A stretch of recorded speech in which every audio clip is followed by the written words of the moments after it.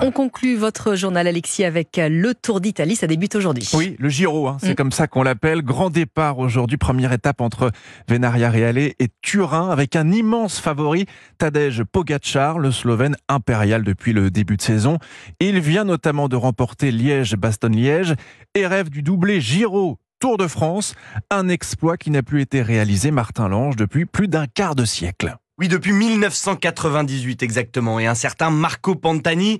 Cette année-là, le pirate avait levé les bras à Milan et sur les champs. Une autre époque marquée aussi par le dopage. Mais selon Christian Prudhomme, le patron du Tour de France, s'il y a un coureur capable de réaliser cet exploit, c'est bien Tadej Pogačar. Il a un grain de folie, même peut-être 2 grains de folie, Pogačar, voire 3. Il est capable de tout, et il a un programme qui est très très allégé cette année, puisqu'il arrive au départ du Tour d'Italie avec 10 jours de course seulement, dont 7 victoires, et qu'il a une équipe de folie sur le Tour de France, avec un seul but, faire gagner Pogačar à Nice le 21 juillet. Avant cela, il faudra déjà triompher de l'autre côté des Alpes face à une adversité certes amoindrie, mais le Giro réserve souvent des surprises avec des conditions climatiques dantesques.